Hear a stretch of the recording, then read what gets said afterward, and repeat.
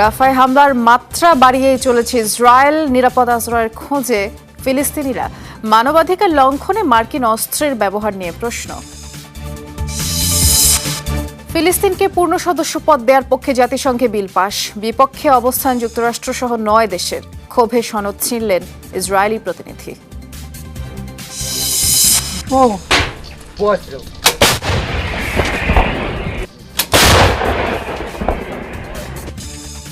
পাল্টাপাল্টি হামলার জেরে নতুন করে উত্তেজনা ইউক্রেনের রণক্ষেত্রে। খার্কিভে রুশ বাহিনীর অগ্রযাত্রায় রুখে দিল কিয়েভের সেনারা।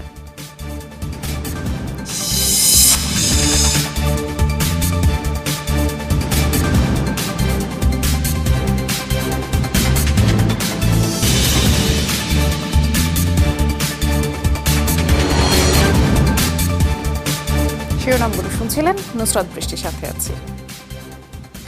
গাজার সীমান্ত শহর রাফায় ইসরায়েলি বাহিনীর তাণ্ডব চলছে। রাতভর টানা বোমাবর্ষণের পর দিনেও অভিযান চলছে। পাল্টা জবাব দিচ্ছে হামাসও। বার্তা সংস্থা ওয়াফা জানিয়েছে, রাফা সিটি ঘিরে রেখেছে ইসরায়েলি সেনাবাহিনী। আজ জুয়াইদা আর জাবালিয়া ক্যাম্পে বোমাবর্ষণে প্রাণ গেছে অন্তত 10 ফিলিস্তিনির। জাবালিয়া ক্যাম্পে নিহতদের মধ্যে একজন স্থানীয় সাংবাদিকও রয়েছেন। মৃত্যু হয়েছে ওই সাংবাদিকের সন্তানেরও। আল জানাইনা এলাকায় প্রাণহানি ঘটেছে। বিমান হামলা চালানো হয়েছে গাজা সিটি বেইত লাহিয়াতেও। গাজার মধ্যাঞ্চলে 20 জনের প্রাণ গেছে, যাদের মধ্যে 8 জন শিশু। পাল্টা হামলা চালাচ্ছে হামাসও। থার্মোবারিক বোমা, গ্রেনেড, অ্যান্টি পার্সোনেল রকেট দিয়ে আক্রমণ করা হচ্ছে। শুক্রবার রাফার পূর্ব দিকে ইসরায়েলি বহরকে লক্ষ্য করে অন্তত 18টি হামলা চালিয়েছে সশস্ত্র সংগঠনটি। ইসরায়েলের হামলা থেকে প্রাণ বাঁচাতে নিরাপদ আশ্রয়ের খোঁজে ছুটছেন রাফার বাসিন্দারা। এ পর্যন্ত অঞ্চলটি থেকে 3 লাখের বেশি মানুষ পালিয়েছে বলে ইসরায়েল জানিয়েছে, যাদের বেশিরভাগই অবস্থান নিয়েছে আল মাওয়াসি আশ্রয় শিবিরে। আন্তর্জাতিক চাপকে বুড়ো আঙুল দেখিয়ে শনিবারও নতুন করে ফিলিস্তিনিদের রাফা অঞ্চল খালি করার নির্দেশ দেয় তেল আবিব। শরণার্থীদের ফোনে পাঠানো SMS আর প্লেন থেকে ফেলা লিফলেটে হুমকি দেওয়া হচ্ছে। প্রাণ ভয়ে আবারও অনিশ্চয়তার পথে রাফায় আশ্রয় নেওয়া ফিলিস্তিনিরা। এদিকে ত্রাণ সহায়তা পাঠানোর সবচেয়ে গুরুত্বপূর্ণ ক্রসিংটি বন্ধ থাকায় ব্যাহত হচ্ছে জরুরি খাদ্য, ত্রাণ, জ্বালানি সরবরাহ। ইসরায়েলের আগ্রাসনের জেরে মিশরীয় সীমান্তবর্তী রাফায় আশ্রয় নিয়েছে গাজার 15 লাখ মানুষ। তারা আমাদেরকে বলেছিল এই অঞ্চলটি নিরাপদ। এখন এখানেই গোলাবর্ষণ করছে ইসরায়েল। আর কোনো উপায় নেই, অন্যদের মতো আমাদেরও পালিয়ে যেতে হবে। পরিস্থিতি খুবই ভয়াবহ। রকেট আর গোলার শব্দে রাতে ঘুমোতে পারিনি। এখানে আর কোনো মানুষ নেই, সবাই পালিয়ে গেছে। গাজা উপত্যকায় একটি স্কুলে হামলা চালাতে গিয়ে বোমা বিস্ফোরিত হয়ে 4 ইসরায়েলি সেনার মৃত্যু হয়েছে। এ ঘটনায় অপর এক সেনা সদস্য গুরুতর আহত হয়েছে। শুক্রবার গাজার জৈতান এলাকায় ঘটনা ঘটে। নিহতরা হল ইতাই লিভনি, ইউসুফ দাসা, এরমিয়াস মেকুরিয়াও ও ড্যানিয়েল লেভি। 4 জনই নাহাল ব্রিগেডের আওতায় ছিল এবং মূলত তারা একটি স্কুলে হামলা চালাতে গিয়েছিলেন। সেখান থেকেই আগে থেকে পেতে রাখা বোমার বিস্ফোরণে ইসরায়েলি সেনাদের প্রাণ যায়। স্কুলটিতে হামাস সদস্যরা অবস্থান করছে এমন তথ্যের ভিত্তিতে সেখানে অভিযান চালায় ইসরায়েলি বাহিনী।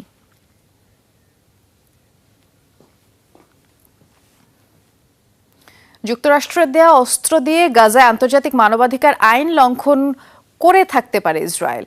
খোদ মার্কিন পররাষ্ট্র দফতরের প্রতিবেদনে এই সম্ভাবনার কথা এসেছে। তবে কংগ্রেসে উত্থাপিত রিপোর্টে তেল আবিবের বিরুদ্ধে স্পষ্ট কোনো অভিযোগ করা হয়নি।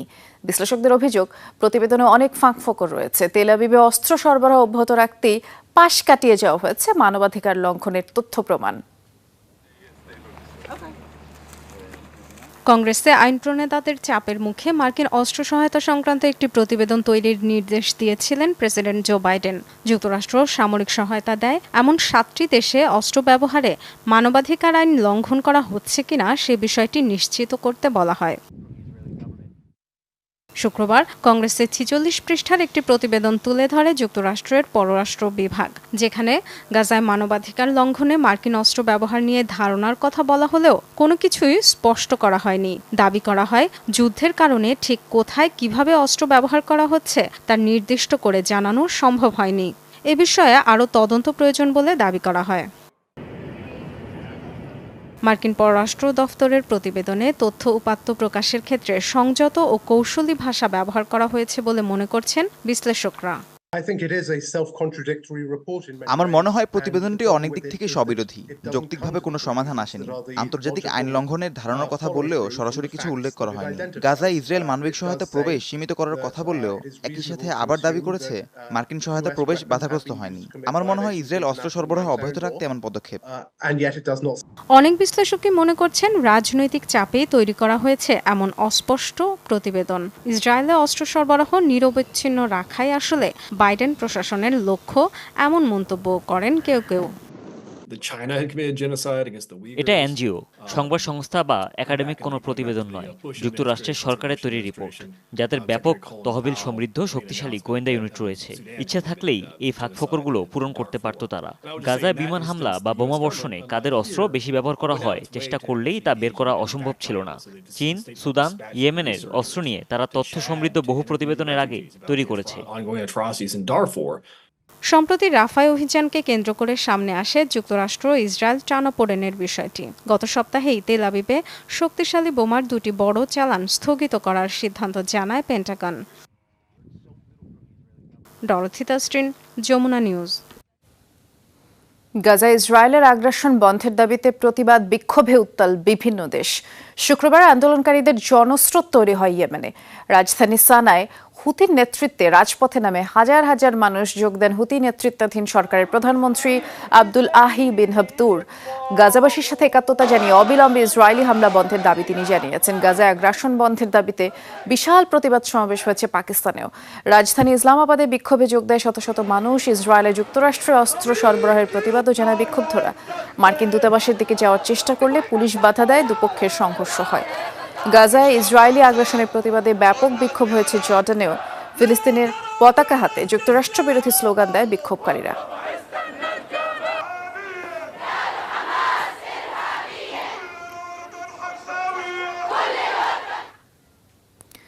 জাতিসংঘের পূর্ণ সদস্য পদের দাবিদার হিসেবে ফিলিস্তিনকে স্বীকৃতি দেয়া প্রস্তাব পাশ হলো স্বীকৃতি দিয়ে সাধারণ পরিষদে, এবং পাশাপাশি নিরাপত্তা পরিষদকে এই সিদ্ধান্ত পুনর্বিবেচনার সুপারিশ করা হয়েছে। 193 সদস্যের মধ্যে 143টি দেশ ফিলিস্তিনকে জাতিসংঘের পূর্ণ সদস্য করার পক্ষে রায় দেয়। এর বিপক্ষে ভোট দেয় যুক্তরাষ্ট্র, ইসরায়েল সহ 9 দেশ। প্রত্যাশা সাধারণ পরিষদের এই পদক্ষেপ ফিলিস্তিন এবং ইসরায়েলের সংকট সমাধানে কার্যকর ভূমিকা রাখবে। জাতিসংঘে ফিলিস্তিনের পূর্ণ সদস্যপদ ইস্যুতে দেয়া প্রস্তাবের ওপর ভোটাভুটি হয় শুক্রবার। সাধারণ পরিষদের 193টি সদস্য দেশের 143টি প্রস্তাবের পক্ষে ভোট দেয়, আর বিপক্ষে ভোট দেয় যুক্তরাষ্ট্র, ইসরায়েল সহ 9টি দেশ। ভোটদানে বিরত ছিল 25টি দেশ। In favor 143.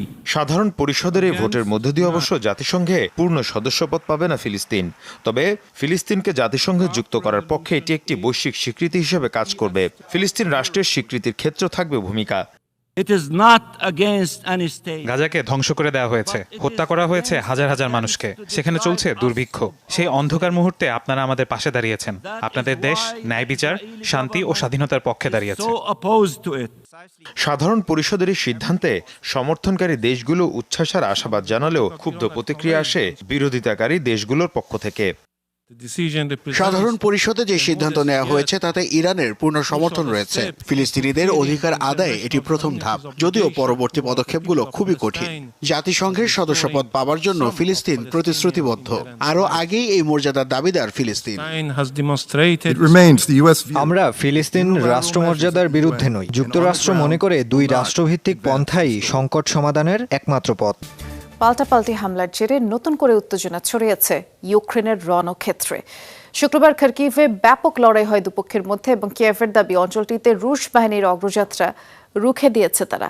বিশ্লেষকরা বলছেন পশ্চিমা অস্ত্র সহায়তাকে ঘিরেই যুদ্ধের মাত্রা বেড়েছে, এবং অস্ত্র হাতে পেলে শক্ত হবে ইউক্রেনের অবস্থান। তাই সামরিক সহায়তা ইউক্রেনে পৌঁছানোর আগেই লড়াইয়ের ময়দানে এগিয়ে যেতে চাইছে রাশিয়া।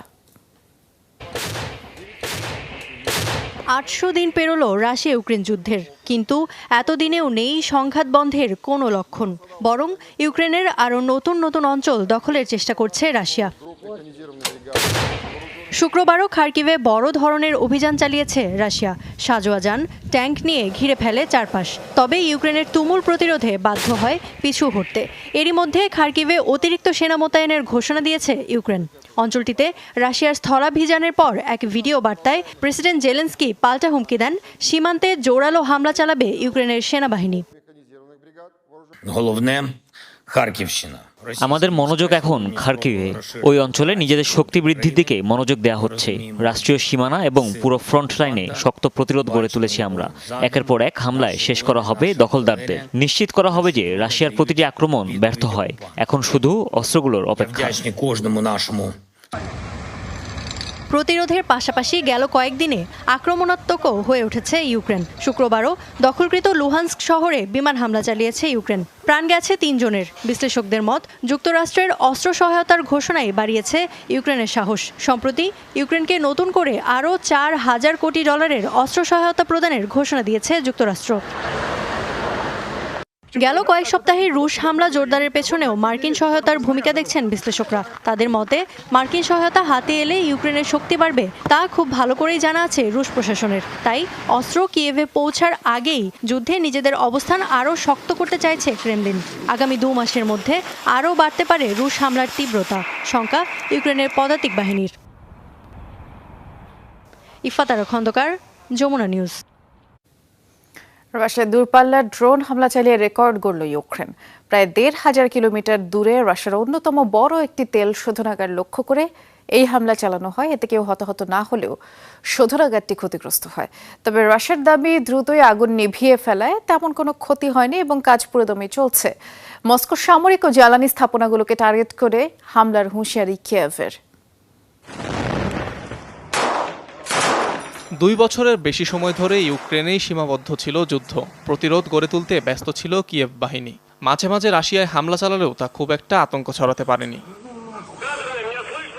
এবার প্রতিরোধের জানান দিচ্ছে জেলেনস্কি বাহিনী। প্রথমবারের মতো দূরপাল্লার ড্রোন নিক্ষেপ করে নিজেদের শক্তিমত্তার জানান দিয়েছে ইউক্রেন। রাশিয়ার বাশকিরিয়া অঞ্চলে একটি জ্বালানি তেল শোধনাগারে চালানো হয় হামলা।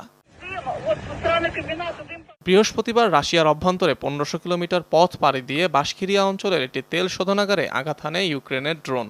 এতে হতাহতের কোনো খবর পাওয়া না গেলেও আংশিক ক্ষতিগ্রস্ত হয় তেল শোধনাগারটি। তবে এর কার্যক্রম অব্যাহত আছে বলে জানিয়েছে অঞ্চলটির গভর্নর। যুদ্ধ শুরুর পর থেকেই রাশিয়ায় এটিই সর্বোচ্চ পাল্লার হামলা বলে জানিয়েছে কিয়েভের ইন্টেলিজেন্স সার্ভিস। একই দিনে রাশিয়ার ক্রাসনোদার অঞ্চলে একটি তেলের ডিপোতেও হামলা চালানো হয়, যেখানে ক্ষতিগ্রস্ত হয় কয়েকটি মজুত ট্যাঙ্ক। পরদিন আবারও রাশিয়ার কালুগা অঞ্চলের আরেকটি তেল শোধনাগারে ড্রোন ছোড়া হয়। এসব হামলাতেও কেউ হতাহত হয়নি। তবে জ্বালানি স্থাপনা দুটি ক্ষতিগ্রস্ত হয়েছে বলে জানিয়েছে রাশিয়ার ইমার্জেন্সি সার্ভিস। যুদ্ধ শুরুর পর থেকে তেল স্থাপনাগুলোতে এমন হামলায় প্রায় 15% তেল পরিশোধন ক্ষমতা হারিয়েছে রাশিয়া, দাবি ন্যাটোর। অনিক রহমান, যমুনা নিউজ। রাশিয়ার সেন্ট পিটার্সবার্গের বাস দুর্ঘটনায় অন্তত 7 জন নিহত হয়েছেন। সিসিটিভির ফুটেজে দেখা যায় যাত্রীবাহী বাসটি মোড় ঘোরার সময় কয়েকটি গাড়িকে ধাক্কা দেয়। এরপরে সেতু থেকে সেটি নদীতে পড়ে যায়। এরপরে বাসটি ডুবে যায়। এ ঘটনায় বেশ কয়েকজন আহত হয়েছেন। দুর্ঘটনার পরপরই উদ্ধার কাজ শুরু করে কর্তৃপক্ষ। তবে তার আগে পানিতে ডুবে ওই আরোহীদের মৃত্যু হয়। দুর্ঘটনার কারণ জানতে তদন্ত চলছে।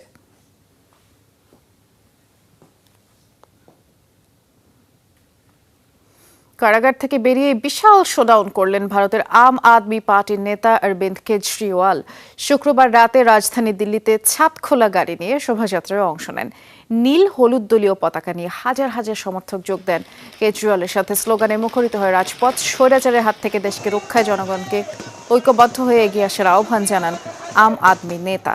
আর 1.5 মাসের বেশি সময় কারাগারে থাকার পর শুক্রবার অন্তর্বর্তী জামিনেই ছাড়া পান কেজরিওয়াল। সুযোগ দেওয়া হয় নির্বাচনী প্রচারণায় অংশ নেয়ার।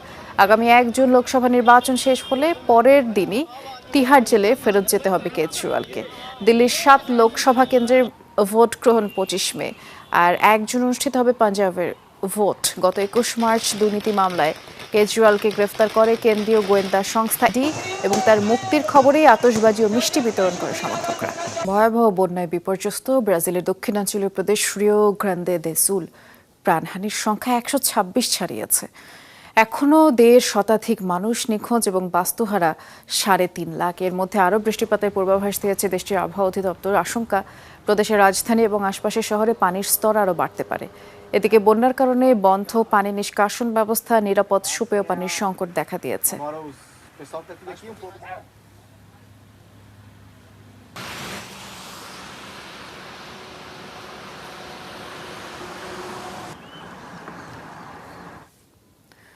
আফগানিস্তানের উত্তরাঞ্চলে টানা বৃষ্টিতে সৃষ্টি আকস্মিক বন্যায় কমপক্ষে 60 জনের মৃত্যু হয়েছে। ভূমিধসে শতাধিক মানুষ আহত হয়েছেন। কর্তৃপক্ষ জানিয়েছে কয়েকদিন ধরেই বাগলান প্রদেশে বৃষ্টি হচ্ছে। এতে প্রদেশটির 5 জেলায় ভয়াবহ বন্যা দেখা দেয়। বন্যার পানির তোড়ে এবং ভূমিধসে অনেকেই নিখোঁজ রয়েছেন। আশঙ্কা নিহতের সংখ্যা আরও বাড়তে পারে। প্রায় 2000 স্থাপনা ক্ষতিগ্রস্ত হয়েছে। ভয়াবহ বন্যার পানিতে তলিয়ে যাচ্ছে প্রদেশটির ঘরবাড়ি, বহু মানুষ পানিবন্দী। এপ্রিলের মাঝামাঝি থেকে এ পর্যন্ত বন্যায় অন্তত শতাধিক মানুষ দেশটিতে প্রাণ হারিয়েছেন।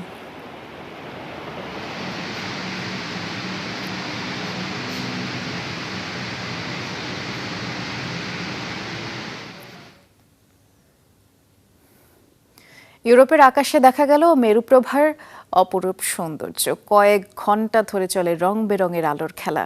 জার্মানি, সুইজারল্যান্ড, সুইডেন, ব্রিটেনে রাতের আকাশে ধরা পড়ে গোলাপি, সবুজ, নীল সহ বর্ণিল আলোকছটা। মূলত সৌরঝড়কে কেন্দ্র করে দেখা মেলে অরোরা বোরেলিস বা নর্দার্ন লাইটসের। সূর্য থেকে বৈদ্যুতিক শক্তি সমৃদ্ধ ক্ষুদ্র কণা যখন বায়ুমণ্ডলে প্রবেশ করে, তখন উত্তর ও দক্ষিণ গোলার্ধের আকাশে তৈরি হয় মেরুপ্রভা। বায়ুমণ্ডলের নাইট্রোজেন এবং অক্সিজেন পরমাণুর সাথে ম্যাগনেটোস্ফিয়ার থেকে আসা কণিকার ঘর্ষণ থেকে এই আলোকছটার সৃষ্টি হয়। পরমাণুর পরিমাণের উপরে রং নির্ভর করে। এবারে নর্দার্ন লাইটসের প্রভাবে জিওম্যাগনেটিক ঝড়ের পূর্বাভাস দিয়েছে যুক্তরাষ্ট্রের মহাকাশ আবহাওয়া বিষয়ক সংস্থা নোয়া। এ ছিল যমুনা আই ডেস্কে সাথে থাকার জন্য ধন্যবাদ।